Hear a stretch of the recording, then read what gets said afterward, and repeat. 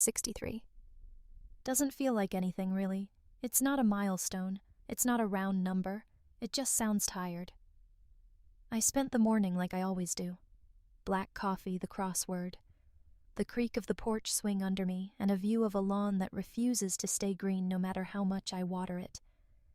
It was quiet, comfortable in that lonely kind of way I've gotten used to since Ezra stopped speaking to me. Then came the knock. Not the impatient tap of the mailman or the neighbor kid selling coupons. Just one knock. Then the sound of footsteps retreating.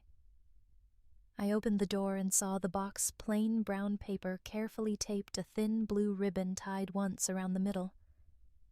There was no doubt about the handwriting. I hadn't seen it in 3 years, but I would have known it with my eyes closed. Ezra wrote like a blueprint. Precise, no wasted curves, always in blue ink. I didn't open it right away. I just stood there barefoot on the doormat, staring at the neat letters spelling out my name. Marlene Greavves. I whispered it under my breath like it might sound different somehow coming from him. Back inside, I set the package on the kitchen table. The coffee had gone cold. I reheated it and sat down, folding my hands in my lap like I was waiting to be called on. After 3 years of silence, not even a card when I had pneumonia, not a word when my sister passed away. Now this, eventually curiosity won. Inside the paper was a white box, and inside that, nestled in tissue, like they were fragile, were cookies, dozens of them, carefully iced, each one different. Blue flowers, golden leaves, stars with sugar dust, all handmade. Ezra had never baked a day in his life. No note except a small card taped to the inside of the lid. "Happy birthday, Mom. Let's start over." I held the card like it might vanish if I blinked. My throat tightened. Not quite a lump, just that soft ache that creeps in when you want something to be real but don't trust it yet. I didn't eat them. I wanted to, but I didn't. Maybe it was pride. Maybe it was fear. Or maybe it was something quieter. Something I couldn't name but didn't want to ignore. I slipped one cookie into a small Tupperware container, sealed it, and placed it in the fridge. The rest I rewrapped carefully. Ruth Langford lived just 15 minutes away. Ezra's mother-in-law. She'd always been good to me, especially when Ezra got distant.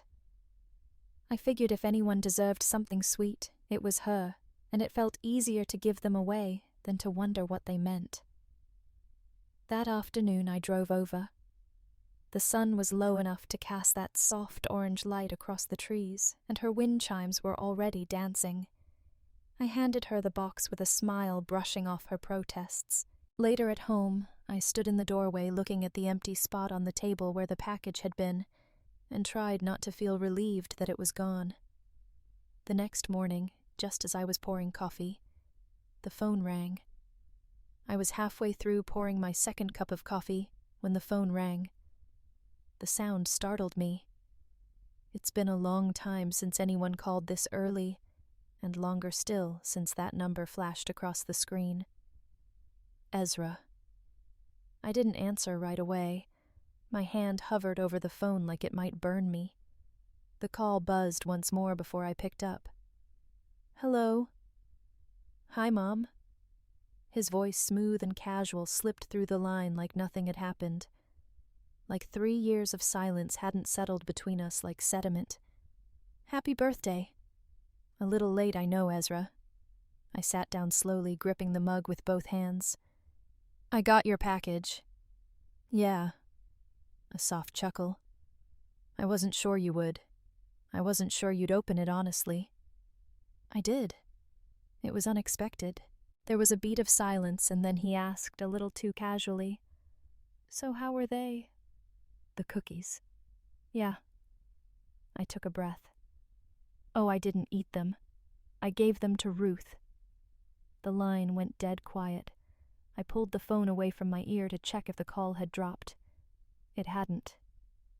"You gave them to Ruth." His voice was different now, sharper. The warmth evaporated. "Yes," I said, slowly. "She's always loved sweets, and I didn't know what to do with them." He didn't speak for a long moment. I could hear his breathing tight and uneven, then quietly at first, but with building force. "You did what?" The words hit like a slap. I blinked, stunned. Ezra? What's wrong?" "They weren't for her," he snapped. "They were for you. Only you." His voice cracked, not with sadness, but something else. Frustration, maybe even panic.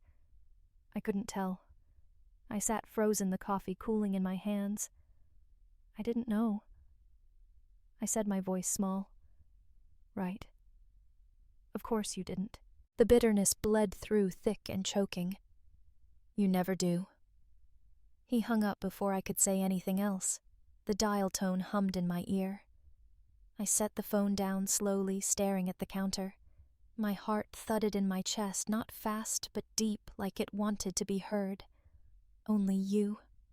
That's what he'd said. I stood, walked to the fridge, and opened it. The small container was still there, one perfect cookie untouched. I shut the fridge and leaned against the counter, suddenly cold. That's when the other phone rang the landline in the hallway. Almost no one used it anymore. I walked toward it, dread already spreading. The landline crackled when I picked it up, like the receiver had forgotten how to carry a voice. Marlene. It was Leah Ezra's wife. "Yes." Her voice was strained, brittle. "It's Ruth. She's in the hospital." I sat down without meaning to. "What happened?" "She collapsed this morning. Vomiting, disoriented. I thought it was the flu, but it got worse. She couldn't stand. She was confused. The ER says they can't find anything definitive. They're running tests now." My mouth went dry. "Did she eat anything unusual?" A pause. She mentioned cookies. "Said you brought them over." "I did.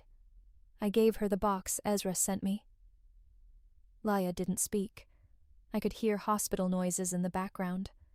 Monitor's heels on tile, a cart squeaking down a hall. "Do you think they could have made her sick?" she finally asked. I swallowed. "I don't know. I didn't need any myself." Another silence. "If you think of anything at all, you'll tell me." "Yes," I whispered. "Of course." We hung up, and I sat there in the dim light, staring at the wall. The afternoon sun had faded and left the living room in a dull haze. I didn't turn on the lights. I didn't move for a long time. Later, after dark, I wandered into the kitchen with the aimless instinct of someone looking for order. I started cleaning, wiping down surfaces, folding towels that didn't need folding. I opened the trash to empty it and saw something near the bottom. A small clear plastic bottle, like the kind vitamins come in. No label, just a faint ring of white powder clinging to the inside wall. I reached in and picked it up, turning it in my hands. It wasn't mine. I hadn't seen it before. The cap was still screwed on tight. I opened the fridge. The cookie was still there, tucked into its little container like it had been waiting for this moment. My hands shook as I lifted it out. I hadn't even remembered why I saved it. Something sweet for later. A small kindness for myself. Now I couldn't look at it without feeling sick. I carried the cookie and the empty bottle into the study and set them on the desk. The lamplight made the sugar crystals sparkle faintly. I sat down and folded my hands, staring at both like they might blink first. Was I the target? Was it meant for me? The questions hung there too big to touch. Later, just before bed, I called the lab where Janelle Maroro worked. She owed me a favor. I didn't say much, just that I needed something tested quietly. She said she could meet me in the morning. I hung up the phone and stood in the middle of the room for a long time before turning out the light. In the quiet, I could still hear Ezra's voice in my head. You did what the cookie stayed in the fridge that night. So did the dread. The lab was tucked behind a medical office complex on the edge of town, the kind of place you'd never notice unless you were looking for it. Janelle came out herself to meet me in the parking lot, her lab coat too crisp for how early it was. She didn't ask many questions, just raised an eyebrow when I handed her the container. "This the kind of favor I'll regret?" she asked lightly. I tried to smile, but couldn't quite make it land. "Just tell me what's in it." She nodded and disappeared through the side door. I sat in my car with the engine running and the radio off. My hands were cold. I didn't drive away. I couldn't. Memories crept in like water under a door. Ezra at 8 folding napkins at the dinner table with sharp geometric precision. Ezra at 10 throwing a tantrum when I rearranged the pantry by color instead of size. Ezra at 12 refusing to speak to me for a full week after I forgot to use the right brand of ketchup on his sandwich. Back then I'd called it quirks. Said he was particular sensitive. Brilliant in school, obedient in public, a model child on paper. But I remembered, too, the way he watched people eat. Watched me. That time I baked cookies with walnuts by mistake, and he spit one into the trash, then scrubbed his mouth until his lips bled.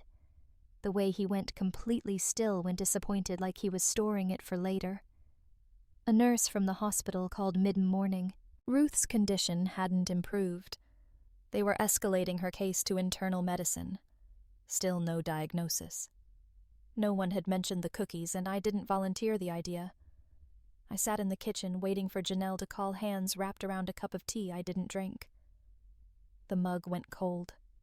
The house creaked around me like it was listening. Ezra had always been good at playing the long game. He didn't explode like some kids. He planned held things. You could watch him take a slight, file it away, and bring it back sharper later. When the phone rang just after noon, I jumped. "It's Janelle," she said. "We ran the standard panels. Then I had them go deeper." I held my breath. "There's something in the cookie," she said. "Traces of a compound related to Adam. Monk's hood. It's highly toxic. Rare to find in food. Definitely not an accident." I closed my eyes. "You said someone ate these." I couldn't answer her. She hesitated. "I'll write it up quietly." After we hung up, I sat still for a long time. My son had sent me poison in a gift box. A box I'd passed on like it was nothing. Later that evening, I found myself outside again, pacing the front walkway, unsure what I was looking for. The sun was going down. The wind carried the faint scent of cinnamon. Or maybe that was just memory. Then my phone buzzed again. "Unknown number." I answered.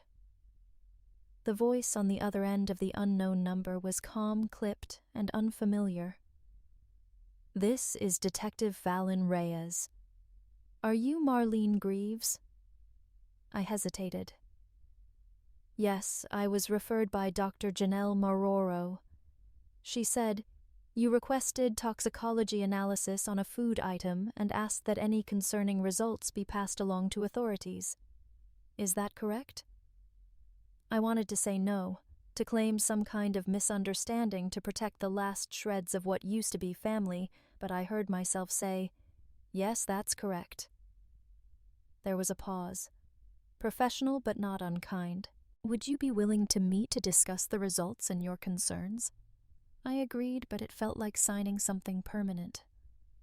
We met that afternoon in a small office tucked behind the police station. Nothing dramatic. Reyes looked young for a detective, maybe mid-30s with sharp eyes that didn't rest long. He offered me water, which I declined. My hands wouldn't stop moving, folding and unfolding a tissue I hadn't realized I brought.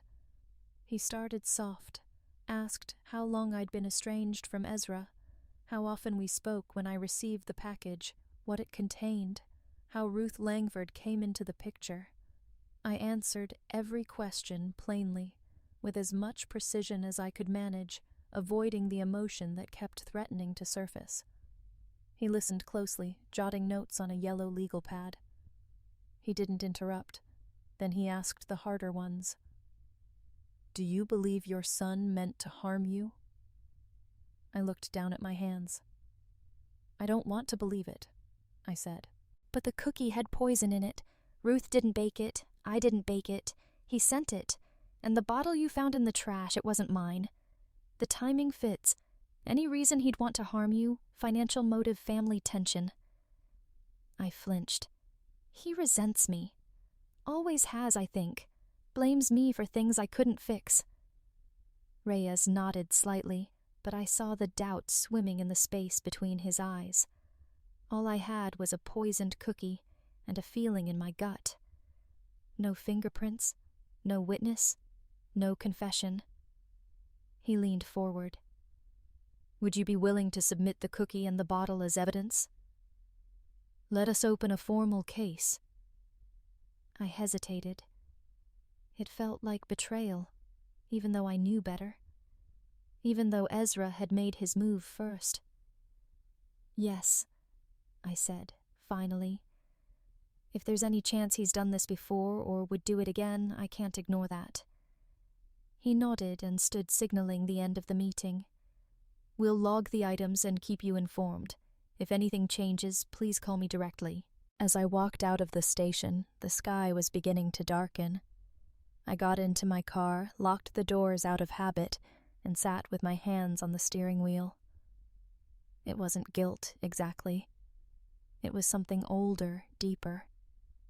The knowledge that motherhood didn't end just because the child had changed. The part of me that had once packed Ezra's school lunches now sat quiet and stunned, trying to understand how the boy I raised became the man who sent me a box of poison wrapped in ribbon. That night, I didn't sleep. I left the hall light on. Every creak in the house made me sit up and listen. By morning, I had decided. If he didn't want me to know what he was capable of, he should have been more careful.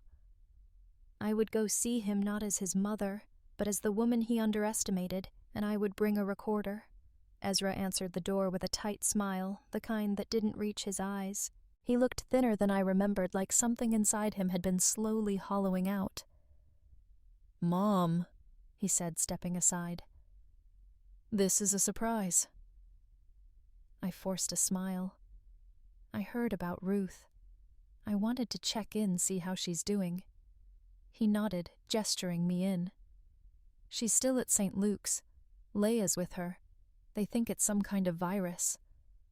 I nodded like I believed it. The phone in my coat pocket was already recording.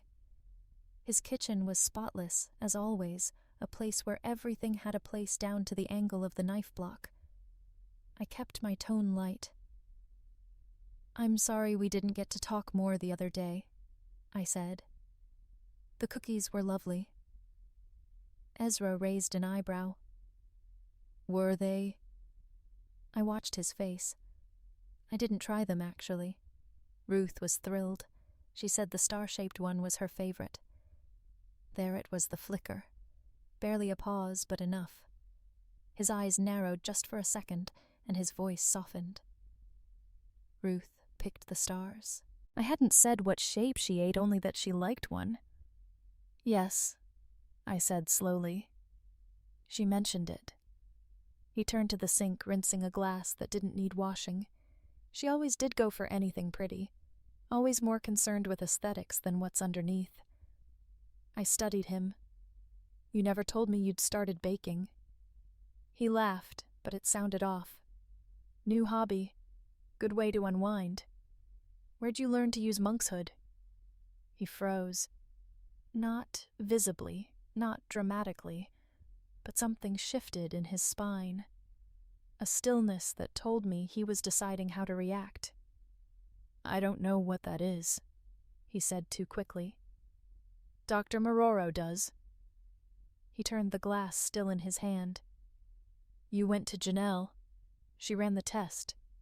It was in the cookie." "Ezra." "I don't know what you think you're doing," he said, setting the glass down with care. "But accusations like that, they don't end well, especially without proof." "I think you've already given me enough," I said, quietly. "You slipped up." He stared at me for a long time. His face didn't move, but something behind his eyes did, a flicker of calculation. "You've always misunderstood me," he said. "No," I said. "I think I finally understand you completely." I reached for my purse, keeping my hand steady. My heart was thudding so loudly I was sure he could hear it. As I turned to leave, my eyes landed on the counter behind him. There, partially obscured by a tea towel, was another small bottle identical in shape to the one I'd found in my trash. Ezra noticed my glance. He moved to block the counter casually, as if stretching. "I should go," I said. "I've already taken up enough of your time." "Give Ruth my best," he said, voice light again. I stepped outside into the cold air, every nerve in my body alert. The phone in my coat pocket was still running. I didn't stop it until I was back in my car, doors locked, engine running. I sent the audio to Detective Reyes before I could change my mind, and then I drove straight to St. Luke's. Ruth was still unconscious. Leia sat beside her, eyes red. I told her what I had to everything. By the time I left, the sun had gone down, and the sky was heavy. That night I slept on the couch with the hallway light on the phone beside me. I didn't close my eyes for more than a few minutes at a time. When it finally rang at 3:17 a.m., I didn't flinch. Detective Reyes called just after sunrise. The audio was enough. Coupled with the toxicology results in Ruth's medical report, it gave them the warrant they needed. Ezra was taken in before noon. Quiet, composed, like he'd rehearsed it. I didn't go down to the station. There was nothing left to say. Ruth woke slowly over the next few days, confused, then grateful, then silent. I sat with her when Leia couldn't. She didn't ask for details, and I didn't offer them. One afternoon, I took her hand and said, "I'm sorry." She squeezed it once. That was enough. Leia cried in my kitchen later that week. She said she should have known that Ezra had grown distant, strange. She'd found strange notations in his journals, jars of dried plants she didn't recognize. She thought he was just coping with what she didn't know. Turns out Ezra had been writing under a false name on obscure herbalist forums for years. Descriptions of extractions, dosages, interactions. Academic in tone, chilling in hindsight. Some of the terminology matched exactly what was found in Ruth's blood work. It all came back to one decision, one cookie I hadn't eaten. I took the container out of the fridge on a quiet Tuesday morning. The cookie was still intact, though the frosting had dulled. Detective Reyes had given me a sealed evidence bag the day Ezra was arrested in case I wanted to hold on to it. Not for revenge, he'd said, but for clarity. I slid the cookie into the bag and pressed the seal shut. It felt heavier than it should have. That night, I cleared out a small fireproof box from the hall closet and placed the cookie inside. Alongside it, I added the card from the package. "Happy birthday, Mom. Let's start over."